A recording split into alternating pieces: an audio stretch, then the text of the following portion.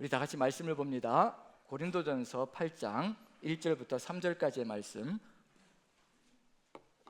같이 한번 우리 살펴보도록 하겠습니다. 자, 1절부터 3절 다 같이 한 목소리로 같이 봉독합니다. 같이 시작. 우상의 제물에 대하여는 우리가 다 지식이 있는 줄을 아나 지식은 교만하게 하며 사랑은 덕을 세우나니 만일 누구든지 무엇을 아는 줄로 생각하면 아직도 마땅히 알 것을 알지 못하는 것이요 또 누구든지 하나님을 사랑하면 그 사람은 하나님도 알아주시느니라. 아멘. 자, 고린도전서 8장에 나와 있는 우상의 제물에 관한 이야기를 같이 좀 나눠보려고 합니다. 이 내용의 시작은 우상의 제물이라는 것으로 출발하고 있지만 그 다음부터는 우상의 제물에 대해서 다루지 않습니다. 먹어라 먹지 마라 이런 얘기가 나와야 될 터인데 그런 내용을 다루지 않고요, 근본적인 이유로 들어갑니다. 그래서 근본적으로 무엇이 가장 우리에게 준비되어져야 될 것인가, 이것을 바르게 보고 바르게 해석하며 바르게 걸어갈 수 있는 근본이 어디에 있을 것인가, 먹어라 먹지 마라에 답이 들어가 있는 것이 아니라 먹어라 먹지 마라 그 근본에 그런 답을 내릴 수 있는 그 믿음의 길이 어디에 있을 것인가, 그 근본이 무엇인가를 추적해 들어갑니다. 그래서 오늘 제목은 이렇게 정했습니다. 같이 한번 제목을 보죠. 사랑하고 존경하면 모든 것이 가장 올바른 길로 나아갈 수 있다는 것을 알려주고 있다는 점에서 오늘 사랑하고 존경하면이라는 제목을 가지고 같이 한번 말씀을 나누려고 합니다. 고린도 교회는 문제가 상당히 많지요. 일단은 네 파로 나뉘어져 있습니다. 먼저 바울파, 게바파, 아볼로파, 그 다음에 그리스도파, 이렇게 네 파로 나뉘어져 있습니다. 분열이 극심하게 이루어지고 있는 중이죠. 그런 상황 속에서 또 이렇게 우상에게 바쳐진 이 제물에 대해서 먹느냐 먹지 말아야 되느냐 이런 것 가지고 굉장히 골치 아프게 또 나뉘어져 있는 모습이 되거든요. 한번 생각해 보시죠. 이렇게 네 파로 나뉘어져 있는데 각 파마다 또 어떤 걸로 분열되고 있는 중이냐면 이 우상에게 바쳐진 제물을 먹어야 되느냐 먹지 말아야 되느냐, 요걸 가지고 또 그 안에서 또 갈라져 나가는 거예요. 그럼 계속해서 분리를 거듭하며 나가는 것이 인간의 모습 속에 들어가 있다는 얘기거든요. 이런 상황 속에서 어떻게 우리가 바른 길을 걸어가며 바른 대답을 내릴 수 있을 것인가. 고린도 지역하게 되면 우상 숭배가 상당히 많은 지역이라는 건 분명하지요. 항구 도시니까 양쪽이 항구로 돼 있으니까 여러 가지 미신적인 상황들이 굉장히 많이 들어가 있죠. 우상 숭배가 만연해 있습니다. 그럼 신전들이 즐비하게 곳곳에 지어져 있거든요. 의리의리하게 지어져 있습니다. 그런 신전들에서 벌어지는 일들이 있죠. 항해자들이 모여서 이제 무역을 하고 있는 중이니까 그러다 보면 이제 안전을 위해서 바다에서 안전, 육지에서 안전, 이 모든 것들이 굉장히 심각하거든요. 그러다 보니까 우상에 가서 짐승을 잡아서 제사 지내는 것이 비일비재하게 벌어집니다. 그럼 신전마다 짐승 고기들이 넘쳐나는 거예요. 제사를 드리고 나면 신전에서 그걸 다 소모를 할 수가 없습니다. 신전 제사장들이 그걸 다 소모해야 되는데 소모를 할 수가 없거든요. 그러니까 신전들마다 뭐가 쏟아져 나오느냐면 시장으로 남은 고기들이 쏟아져 나오는 거예요. 그럼 값이 헐값으로 팔립니다. 그런데 유대인들, 그리스도인들 정결하게 잡은 고기를 먹어야 된다고 한다면 다른 도축장에서 정결하게 만들어 가야 되기 때문에 반드시 뭐가 올라갈 수밖에, 단가가 올라갈 수밖에 없습니다. 비싸지는 거죠. 2배, 3배 가격이 되는 거죠. 고린도 성도들이 그렇게 부유한 사람들이 아니거든요. 가난한 사람들로 구성되어져 있습니다. 그러다 보니까 이건 굉장한 유혹거리죠. 값이 싸고 근데 고기는 먹어야 되겠고, 왜냐하면 중노동을 하면서 살아가고 있는 중이니까 배를 이쪽에서 이쪽으로 옮겨주는, 육지로 옮겨주는 일들을 주로 많이 하면서 살았거든요. 그게 주 일거리였거든요. 그러다 보니까 육체 노동을 하면서 살아야 되니까 고기를 먹어야 되겠고, 먹으려고 하면 이 값싼 건 눈앞에 있고 2배, 3배 하는 건 저기 있지만 이게 어떤 걸 사게 될까요? 우리 같으면 어느 쪽을? 아무래도 값싼 걸 사게 되겠죠. 그러다 보면 이제 지금은 원산지 표시가 정확하게 되어 있잖아요. 중국산이다, 말레이시아산이다, 원산지 표시가 되어 있는데 그 당시에는 원산지 표시가 안 돼 있거든요. 그래서 이게 신전에서 나온 건지 아닌지, 그 당시에 대부분의 고기들이 신전에서 나온 것이라는 것은 분명한데 이걸 어떻게 해야 될 것인가, 그 논쟁들이 벌어지는 것이 고린도 지역의 문제입니다. 바울이 이제 답을 내리고 있는데 만약에 먹어라 먹지 마라 어느 한쪽으로 내리면요, 이건 문제가 발생될 수밖에 없습니다. 먹어라 하게 되면 어떤 일이 벌어질까요? 어느 쪽에서 난 신앙을 지키기 위해서 먹지 말아야 되는데 저렇게 왜 먹으라고 얘기할까? 속에서 이제 분열이 일어나기 시작하는 거죠. 그리고 먹지 말아라고 단안을 내리면 어떻게 할까요? 또 분명히 음성적으로 누군가는 어딘가에서 먹고 있는 일이 벌어질 겁니다. 먹으면서 양심의 가책을 느끼기도 하고 또 먹으면서 불평이 생기기도 하죠. 이 좋은 걸 왜 이렇게 먹지 말라고 하는가? 그럼 먹어라 먹지 말라고 단안을 내리면요, 문제는 더 커질 수밖에 없습니다.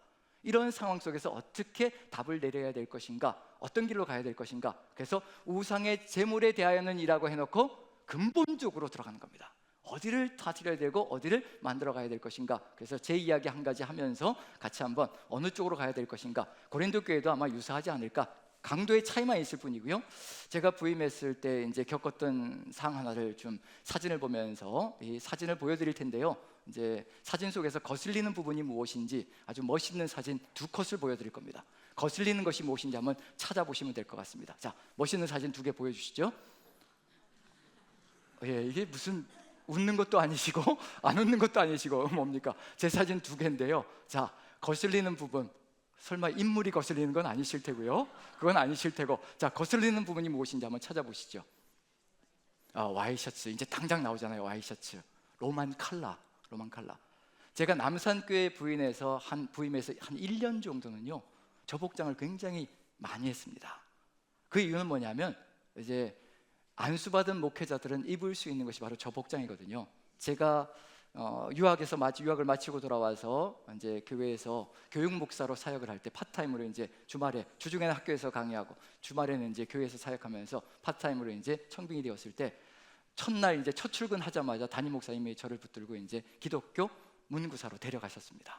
그러고 나서 가장 먼저 한 게 뭐냐면 가운을, 동복과 하복 가운을 맞춰주시는 거예요.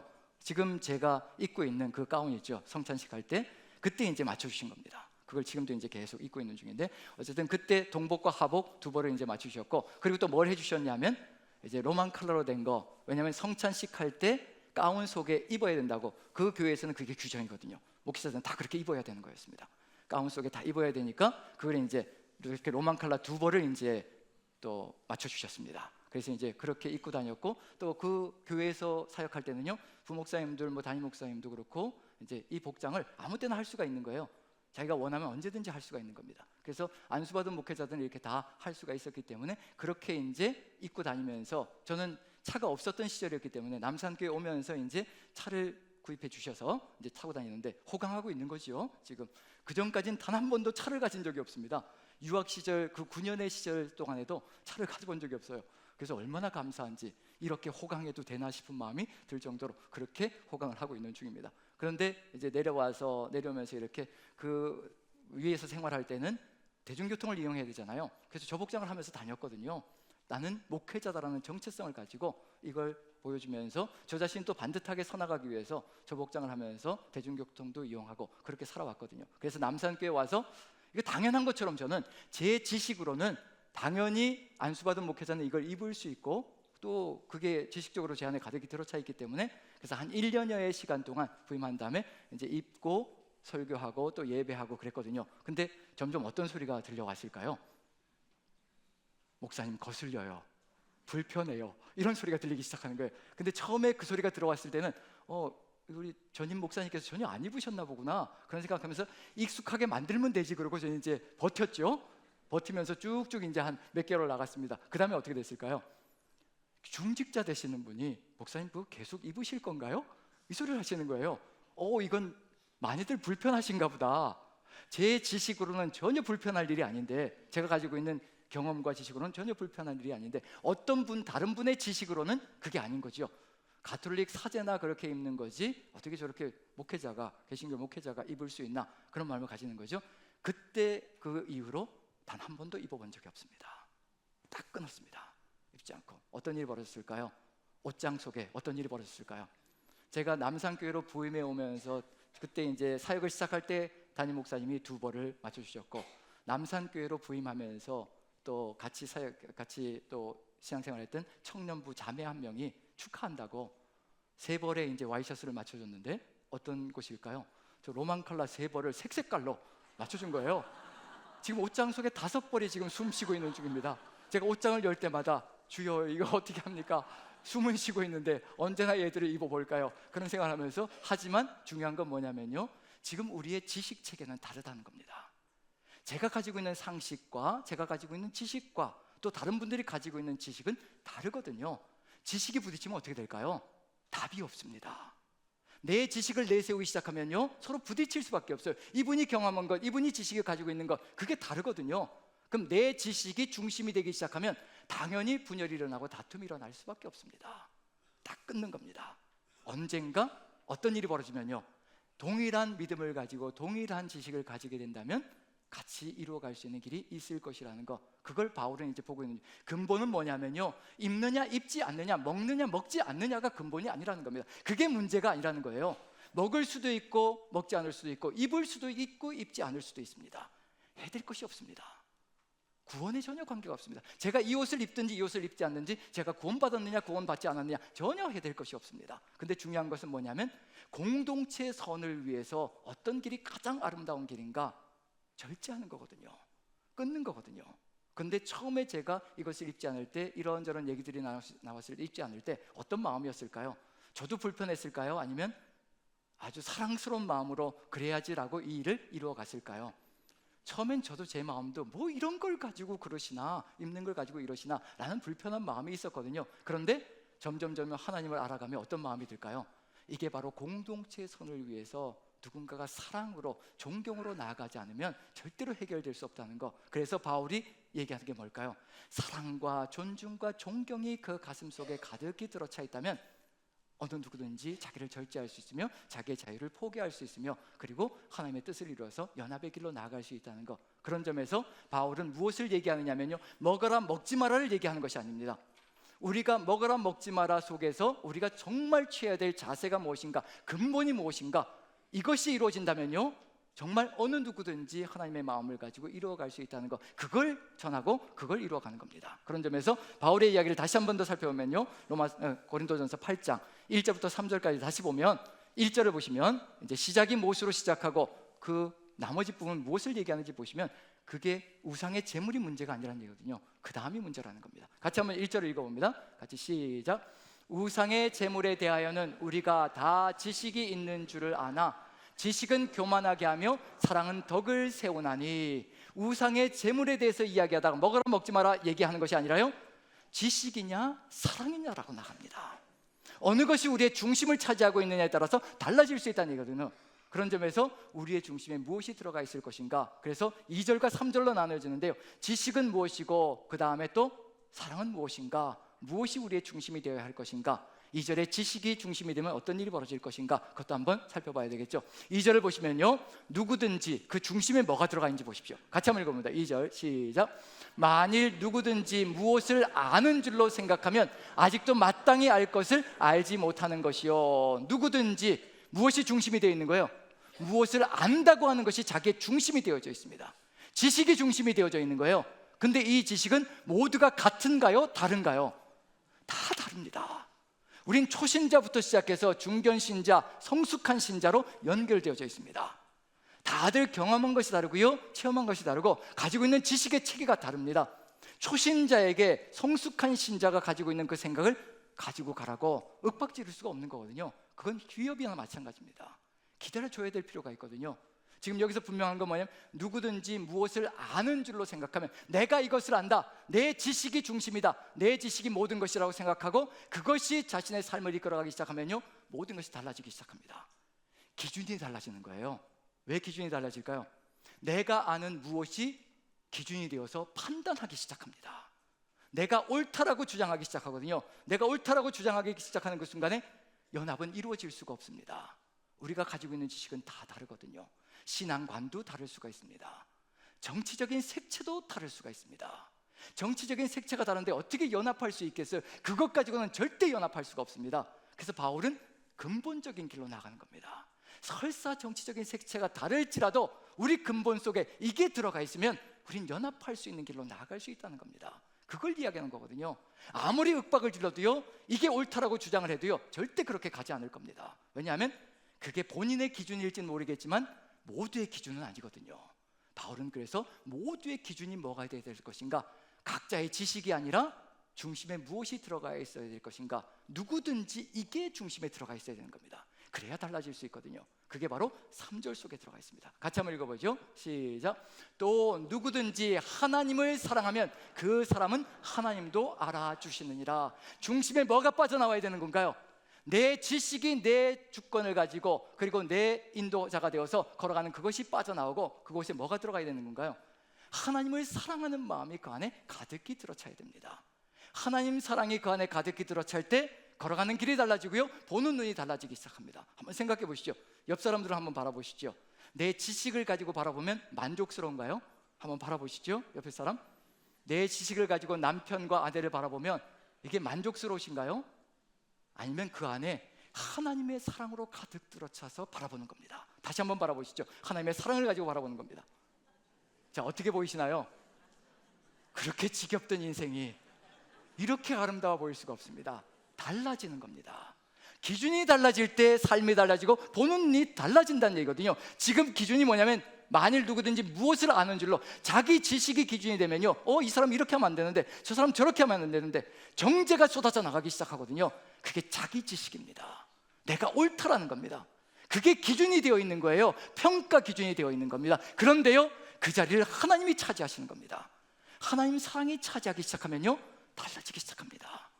하나님께서 이 사람도 사랑하신다, 저 부족한 사람도 하나님께서 품으시고 십자가 지셨다.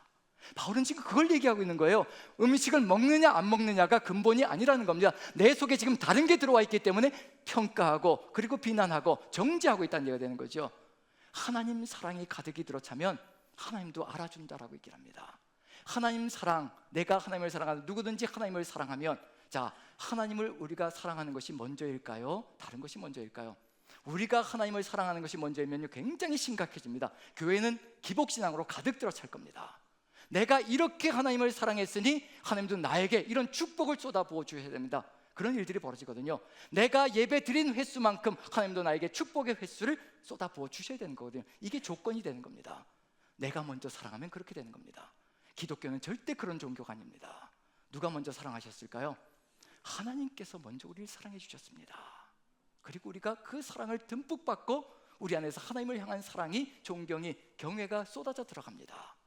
그 하나님 경외가 쏟아져 들어가면요, 그 다음부터 벌어지는 결과가 있습니다. 반드시 이렇게 됩니다. 반드시 이렇게 가야 되는 거예요. 그렇게 안 간다는 얘기는 뭐냐면, 내 안에 내 지식이 나의 기준이 되어 있다는 것을 깨달아야 된다는 겁니다. 한번 살펴보시죠. 다음 부분 보시면요, 요한일서 4장 10절 11절 보시면요, 10절 같이 한번 읽어봅니다. 10절 같이 시작. 사랑은 여기 있으니 우리가 하나님을 사랑한 것이 아니요 하나님이 우리를 사랑하사 우리 죄를 속하기 위하여 화목제물로 그 아들을 보내셨습니다. 요한 1서 2서 3서요, 다 같은 얘기거든요.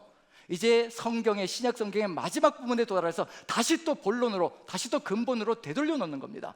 자꾸 우리가 무너지는 이유는 뭘까? 우리가 자꾸 분열되어지고 다투고 어려워지는 이유는 뭘까? 우리 안에 신앙의 근본이 무너졌다는 얘기거든요. 계속해서 돌리는 겁니다. 근본으로 돌리는 거예요. 하나님께서 우리를 먼저 사랑해 주셨다, 그 십자가 사랑으로 사랑해 주셨다, 그걸 끊임없이 돌이키는 겁니다. 그걸 깨달아야 합니다. 그리고 나서 무슨 일이 벌어질까요?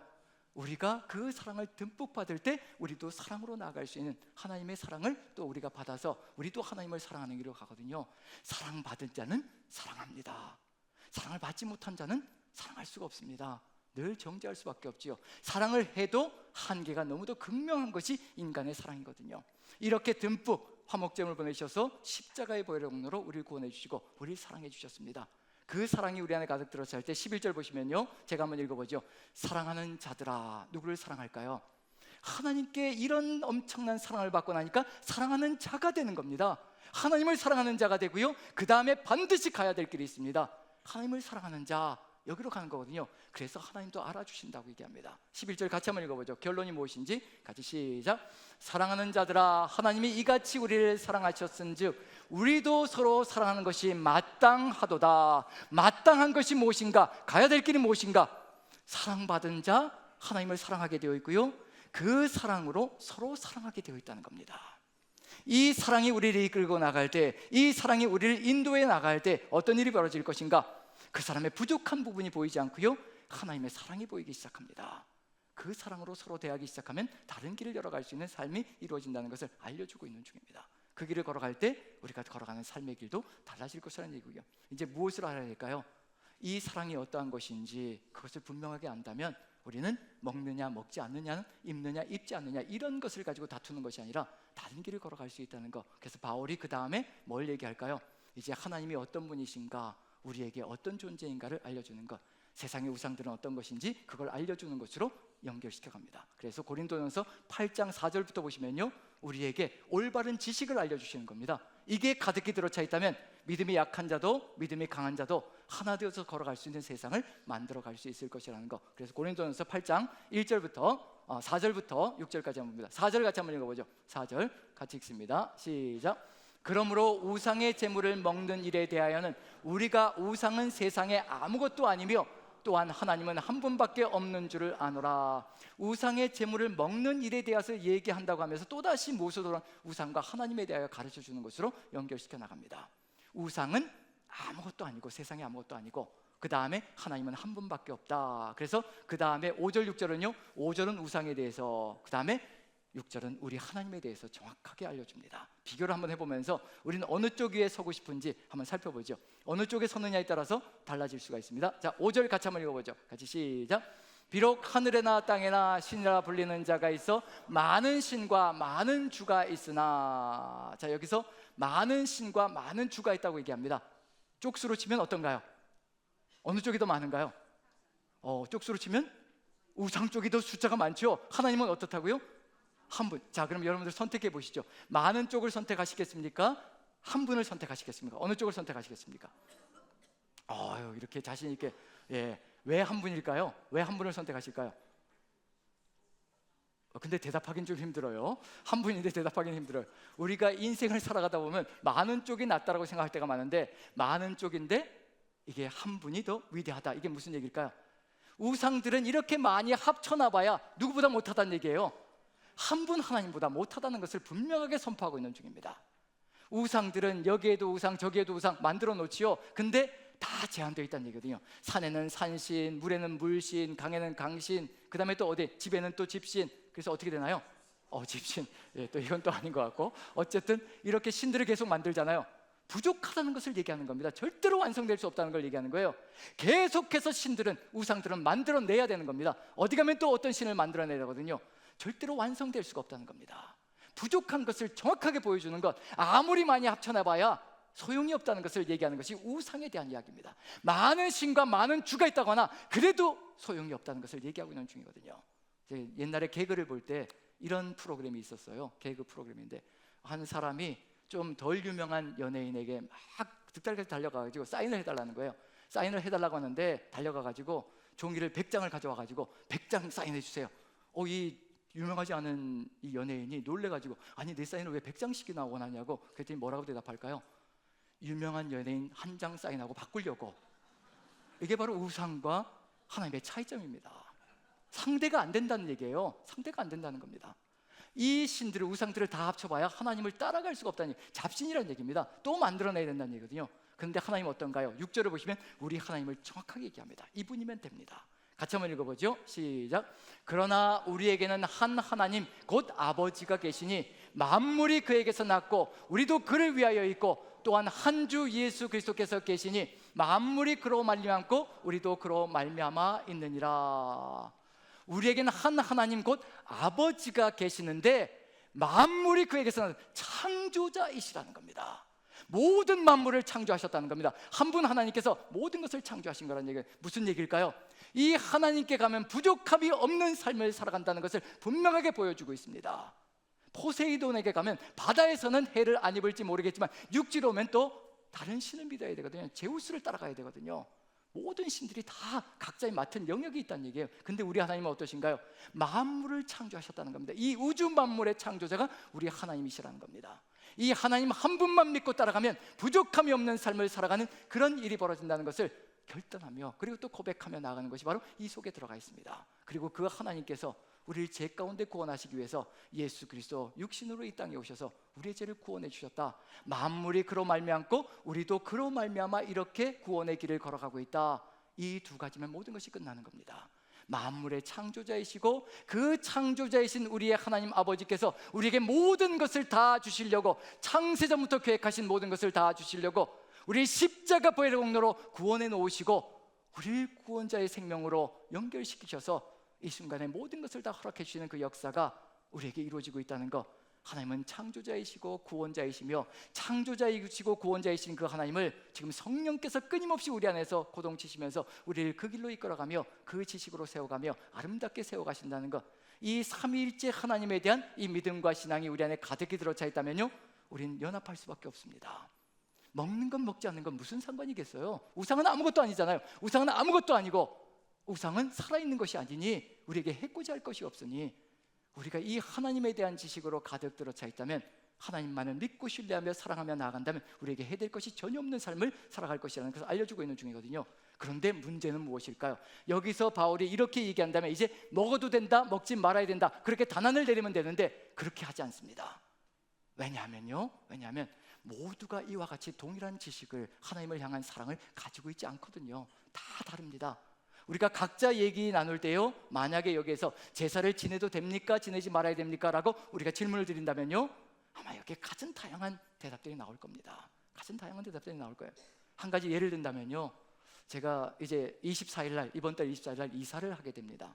이사라고 해봐야 이제 같은 동안에서 113동 안에서 옆 라인으로 이제 옮겨가는 겁니다. 이제 계약 만료 기간이 되어서 이제 옮겨가야 되는데, 그러다 보니까 이제 뭘 해야 되냐면 이삿짐센터하고 이렇게 견적을 뽑아야 되잖아요. 되도록이면 싼 곳으로 이제 선택을 해야 되니까 이제 견적을 뽑는데, 몇 군데 와서 이제 견적을 보는 거죠. 이게 형제 남자분이 오시니까 아내가 혼자 있으면 안 되니까 저도 이제 견적 볼 때마다 같이 있지요. 그래서 그분이 오셔가지고 집안을 다 둘러보면서 짐이 어느 정도 되는지 이런 거 이제 액수를 다 이제 매기는 거죠. 그리고 나서 이제 며칠 날 이사하십니까? 그래서 24일 날 이사하는데요. 그랬더니 달력을 보시더니 조금 가격이 내려가겠는데요? 그러시는 거예요. 왜 그럴까요? 손 없는 날이 아니니까. 그렇죠? 손 없는 날이 아니니까 가격이 조금 내려가겠네요. 목사는 괜찮습니다. 손 있는 날도 괜찮아요. 예, 뭐 전혀 지장이 없습니다. 이런 하나님이 지키시니까. 제가 그런 점에서 손 없는 날과 손 있는 날의 차이점이 무엇일까? 손 없는 날은요, 악기가 하늘로 다 올라가 가지고 이 땅은 쉰다고 합니다. 그래서 악기가 역사를 하지 못하기 때문에 손 없는 날이고요, 손이 있는 날은 악기들이 여기서 아주 그냥 극렬하게 움직인다는 거예요. 그래서 목사는 괜찮지요. 악기가 극렬하게 움직여도 이사해도 괜찮지요. 그런데 중요한 건 뭐냐면요, 저에게는 그런 지식이 있거든요. 근데 우리 남산교회 안에 모두가 다 동일한 지식을 가지고 있는 것이 아닙니다. 지금 초신자들은 세상 속에서 살아왔던 그 방식을 가지고 들어와 있거든요. 그걸 아직도 따라가는 분들이 있습니다. 그럴 수밖에 없지요. 그리고 결혼식이 있을 때 초상집을 가지 않고 이런 예들이 있거든요. 그리고 손주가 태어날 때 또 이렇게 뭐 초상집에 가지 않는다든가 이런 일들, 그런 생각을 가지고 있는 분들이 있습니다. 우리 안에는요, 지식 차이가 현저하게 차이가 납니다. 그리고 또 참 공교롭게도 지난 금요일 날, 며칠 전이죠, 3일 전이잖아요. 금요일 날 한 형제님이 저한테 전화를 주셨어요. 무슨 질문을 하기 위해서인가 하면, 정말 친하게 지내던 선배가 한 명 있는데 갑자기 소천했다는 거예요. 죽었다는 겁니다. 너무 일주일에 2번, 정말 매주마다 일주일에 2번씩은 만나서 서로 얘기하고 그리고 교제하고 그랬던 선배님인데 갑자기 이제 젊은 나이에 이제 죽게 된 거죠. 그러다 보니까 마음에 이제 아픔도 있고 그리고 잘해주고 싶은 마음도 있고, 그래서 연락한 게 뭐냐면 49제에 가도 됩니까, 목사님? 그 질문하는 거예요. 왜냐면 절에서 하거든요. 자, 그럼 가야 됩니까, 말아야 됩니까? 제가 어떻게 대답을 해야 될까요? 자, 비밀로 하겠습니다. 왜 비밀로 하느냐면 우린 지식이 다 달라요. 각자마다 생각이 다 다릅니다. 제가 이걸 선포하는 그 순간에요, 저한테 카톡이 옵니다. 카톡이 오더라고요. 그리고 목사님 그렇게 얘기하면 안 되는 거예요. 이렇게 하셔야 되는 겁니다. 그건 그분이 가지고 있는 지식 체계인 거예요. 근데 하나님의 마음은 또 다르시거든요. 이런 것들, 우리 안에 있는 모든 지식 체계가 다 다르기 때문에 정말 조심스럽게 가야 되지만 근본이 무엇인지, 우리 안에 근본적으로 무엇이 들어와 있는지 거기에 따라 다르거든요. 이와 같은 지식, 하나님을 향한 지식, 하나님은 창조자이시고 우주 만물의 모든 주권을 가지고 계시고 우리의 구원자이시고, 이 확고한 믿음에 있다면요, 우리 흔들림이 없거든요. 근데 약한 자도 강한 자도 이 믿음으로 같이 나가야 되는 겁니다. 그래서 기다려줘야 되는 거예요. 바울은 그걸 얘기하는 겁니다. 믿음이 강한 자들에게 약한 자들은 무시하지 말라는 겁니다. 아직도 성장하지 못한 단계에 있으니 너는 이런 지식을 가지고 있어서 하나님 사랑이 가득 들어차 있어서 너는 괜찮지만, 너는 자유롭다고 하고 네 권리를 유지할 수 있다고 얘기하지만, 하지만 믿음이 연약한 자들은 그로 인해서 상처받을 수 있다는 겁니다. 그래서 기다려주라는 겁니다. 그걸 위해서 무엇이 가장 우리 가슴 속에 있어야 될까요? 하나님 사랑으로 그 사랑이 가득 들어차 있으면 다른 길을 걸어갈 수 있다는 겁니다. 조금 더 기다려줄 수 있고 조금 더 이해할 수 있고요, 조금 더 포용할 수 있고 품어줄 수 있다는 겁니다. 내가 가지고 있는 지식이 앞서가기 시작하면요, 반드시 누군가가 상처받게 되어 있습니다. 그것이 아니라 하나님 사랑이 우리 안에 가득 들어차면 다른 길로 가는 거죠. 그래서 바울이 그 다음에 어떤 말을 할까요? 그러나로 나가는 말을 할 겁니다. 그러나 이 지식은, 이와 같은 하나님에 대한 지식, 우상에 대한 지식은 어떻게 할 것인지 얘기를 하는 거거든요. 자, 한번 읽어봅니다. 그 다음 부분 7절을 보시죠. 7절 같이 읽습니다. 시작. 그러나 이 지식은 모든 사람에게 있는 것은 아니므로 어떤 이들은 지금까지 우상에 대한 습관이 있어 우상의 제물로 알고 먹는 거로 그들의 양심이 약하여지고 더러워지느니라. 모든 사람이 동일한 지식을 가지고 있는 게 아니라는 겁니다. 그걸 인정해야 된다는 겁니다. 그걸 이해해야 된다는 겁니다. 그걸 이해하지 않으면 내 지식으로 다른 사람을 윽박지를 수가 있거든요. 고통을 가할 수가 있습니다. 우리한테 다 다릅니다. 같이 기다려줄 수 있어야 되는 거거든요. 어떤 사람은 믿음이 연약하여서 우상의 제물로 인하여 상처받는 사람들이 있거든요. 그래서 믿음이 강한 자들이 기다려줄 수 있고, 믿음이 약한 자들이 이와 같이 성숙할 수 있도록 이끌어가는 것이 바로 사명 속에 들어가 있다는 것을 얘기하고 있는 중입니다. 그래서 9절 보시면요, 이렇게 이야기합니다. 같이 읽습니다. 시작. 그런즉 너희의 자유가 믿음이 약한 자들에게 걸려 넘어지게 하는 것이 되지 않도록 조심하라. 자유. 나는 믿음이 있으니, 하나님을 믿고 있으니 내 자유가 있다고 얘기하잖아요. 난 이걸 안 할 자유가 있고 할 자유가 있다라고 얘기할 수가 있거든요. 이 자유라는 단어는 엑수시아라는 단어로 권리라는 뜻입니다. 권리. 내 권리가 있다는 겁니다. 나는 이 권리를 가지고 내 마음대로 활동할 수 있는 그런 마음이 있다, 그런 자유가 있다라고 이야기를 한다는 얘기가 되는 거죠. 그런데 그게 무엇으로 인해서 제한되어져야 된다는 얘기인가요? 내가 아니라 나에게는 자유가 있고 권리가 있을지라도 누구를 바라봐야 된다는 얘기인가요? 바로 상대방이 어떠한 상태에 있는가를 바라봐야 된다는 얘기죠. 그래서 누구의 마음이 필요할까요? 그래서 11절 보시면요, 이 마음이 절대적으로 필요합니다. 같이 한번 읽어보죠. 같이 시작. 그러면 내 지식으로 그 믿음이 약한 자가 멸망하나니 그는 그리스도께서 위하여 죽으신 형제라. 그리스도께서도 자신의 권리와 자유를 다 포기하시고 십자가에서 그 형제를 위해서 자신을 매달으셨다는 겁니다. 우리 주님의 자유가 뭔가요? 우리 주님의 지식이 뭔가요? 우리 주님의 지식은요, 바로 죄인은 죽어야 된다는 겁니다. 그리고 의로운 자들은 생명의 길로 간다는 겁니다. 이 지식을 내뱉기 시작하면요, 모두 다 죽습니다. 아무도 살아날 수가 없습니다. 그런데 우리 주님께서 그 지식을 포기하시는 겁니다. 그리고 자신에게 그 십자가를 들이미시는 겁니다. 누구를 위해서요? 저 자식을 위해서, 형제를 위해서, 자매를 위해서 주님께서 그 지식을 포기하시는 겁니다. 그리고 품으시는 겁니다. 기다려주시고 인내하시면서 지금도 이끌어 가시는 거거든요. 지금도 세상 속에서 살아가는 사람들, 우리 주님께서 기다리시고 계시는 겁니다.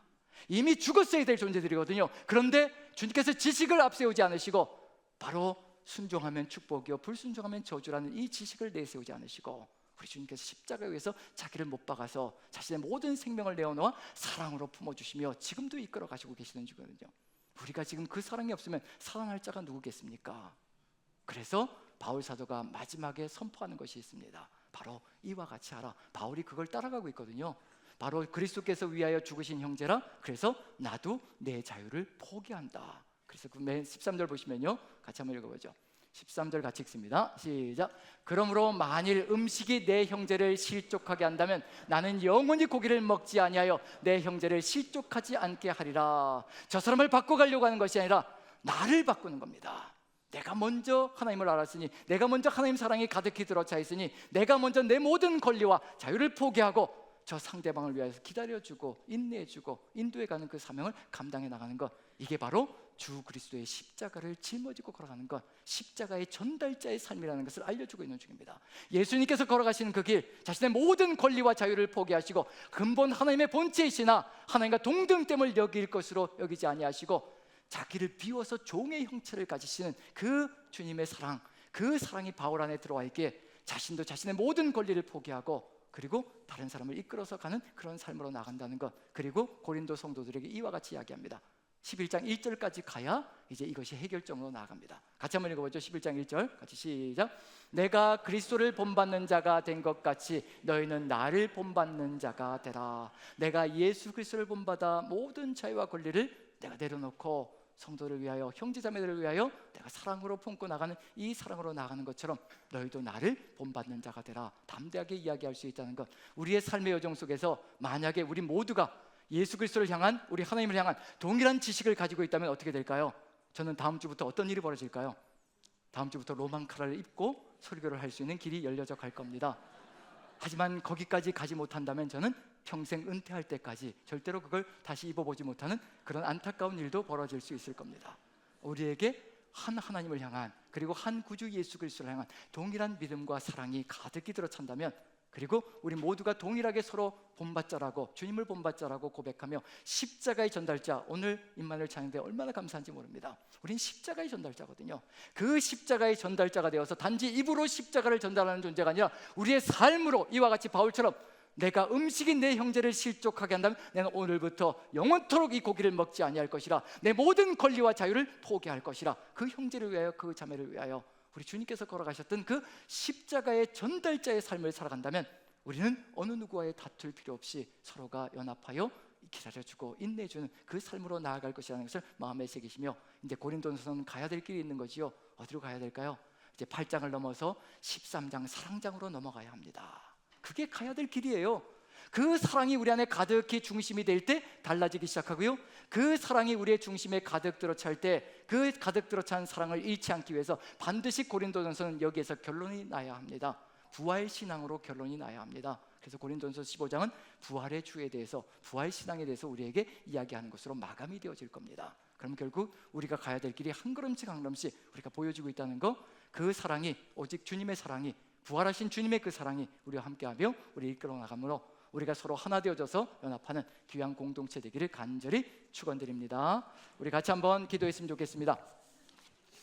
우리 주님께서 함께해 주셔서 우리의 삶의 여정 속에서 우리가 우리의 지식으로, 우리가 알고 있는 그 지식으로 사람을 평가하는 것이 아니라 오직 하나님께서 우리를 사랑해 주셨고 우리가 하나님을 사랑하는 그 사랑으로 형제 자매들을 십자가의 눈으로 바라보게 도와주시옵소서. 그 십자가의 눈으로 바라보므로 우리가 주님 은혜 안에서 하나 되어진 공동체가 되게 도와주옵소서. 그와 같은 기도로 함께 나아갑니다. 기도하겠습니다. 사랑의 하나님, 우리 하나님께서 함께 주시고 은혜로 인도하여 주시어서 우리의 부족하고 미력한 아버지의 모습들 하나하나 오직 주님께서 다 아십니다.